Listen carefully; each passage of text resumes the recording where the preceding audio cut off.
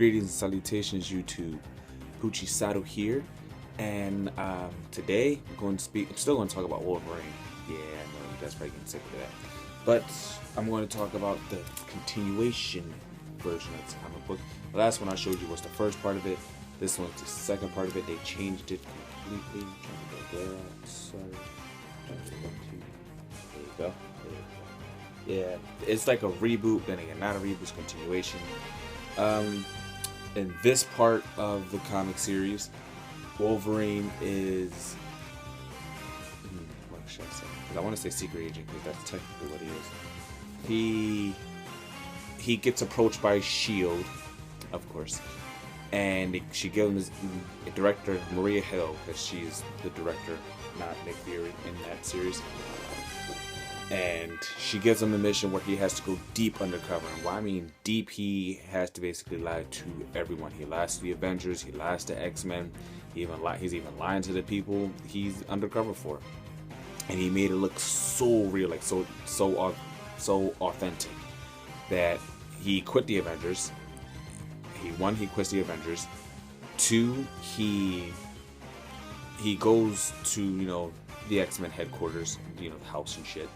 And he basically tells the truth. The reason why I put air quotes around the word truth, because some of it was a lie, some of it was the truth. And he broke up with Storm again.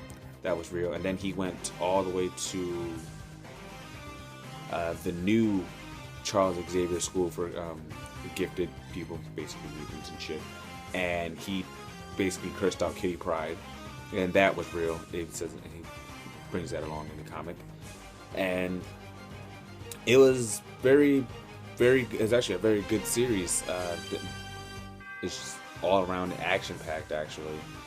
And the fucking seating, it was on point and shit. I like the fact that they changed the suit one final time. God damn it. I like the fact that they changed the suit one more time before they killed him off. That suit is an armor to protect him, so the armor can eat the damage more than he can. And what else? What to say about this comic? All around it's good. Again, he's undercover and it's the shit. And oh yeah, throughout the duration of the as the series goes along, from issues 8. Let me see if I can spell out the glare. No, I can't. From issue 8 down to issue 12. There it is. They do like this little countdown thing. See? This is 3 months to die. This is also 3 months to die. Fucking glare, god dang it. There we go. This is also 3 months to die. This is another. No, this is 2 months to die. I'm sorry. 2 months. This is 1 month. And this one's 1 month. I think this is pretty cool. Looks dope. And then after that, it's basically over. Within these comic books, it's actually for something very unique in these ones, like the story when it gets to this part of the story. Wolverine meets Death, and he talks to her. He tells her that, he's afraid of her and shit like that, and he wants to stop being afraid of her, and that he needs to stop being afraid of her because it's affecting the way he thinks, the way he fights and shit like that. And she tells him, listen, I'm Death, you're never not going to be afraid of me and shit. And she just basically she doesn't torment his mind, but she makes him confront why he's afraid of Death and stuff like that. She even brought back his first love, which is Rose and shit. And he was talking to Rose, and he basically apologized for killing her, and she forgave him. And it was like a weird moment where they were about to kiss, but then the Hand, who was being controlled by Sabretooth, they come to attack Wolverine and try to mess shit up, and basically stop Wolverine from being afraid of Death, if that makes sense.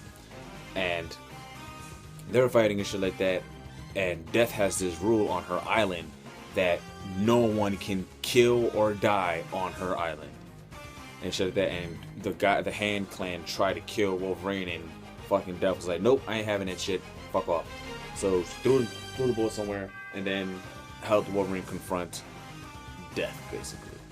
Well, that little situation right there helped Wolverine confront Death. So then Wolverine goes back to, you know, New York and shit like that to fight Sabretooth.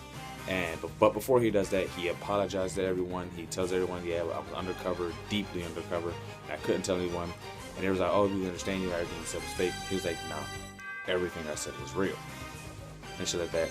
And then at the end of the series, he talks to Kitty Pryde. And he basically, you know, he apologizes for what he said. She said, I understand it was fake. He's like, no, everything I said was real. Again.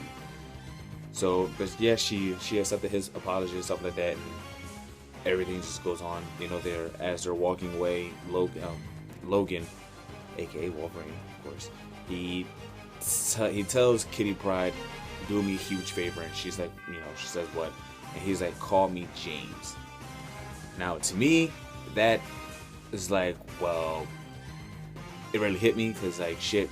I mean, no one really calls Wolverine James because he basically tried to build a different character because he felt as though the person named James died a long time ago, you know, like after the war and shit like that, you know, mentally and shit.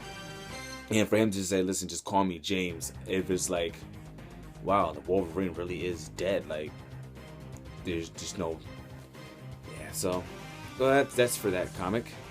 Oh yeah, and in my last video, I said that their plan wasn't going to work, that it was going to backfire. Yeah, that's bullshit. Because, alright, this issue right here, let me see if I can get the press in here. Shit, no, wait. Alright, there we go. I don't know if you guys can see it or not, but this issue is $3.99. Now, by the time they get to this one, it raises to, what is that? Shit. Fuck. So $5.99. Which means their plan is fucking actually working. And yes, I'm still buying these comics, although they're that expensive. But, and also the Death of Wolverine comics are also $5.99 each. Yeah, so. But I don't care. So apparently their plan is working for now, I guess. So, another thing, I think Wolverine's gonna stay dead for about 2 years. I say 2 years tops. My one friend at my Ontario Street Comics, shout out to them because that's where I mostly get my comic books at. My friend Steve there, he thinks they're going to be dead for 8 months tops. My brother Anthony also thinks he's going to be dead for 8 months tops. And my friend Kuyo at Atomic Comics on South Street, shout out to them as well because I get some comic books there as well. He says 8 months to a year tops. What do you guys think? Is he going to stay dead forever, or is he going to bring him back? So, and if you do think he's going to bring him back, how long do you think it's going to be? Again, I don't know why I did that. Anyways, so yeah, just put that in comment below. And until the next video, I'm out. Peace.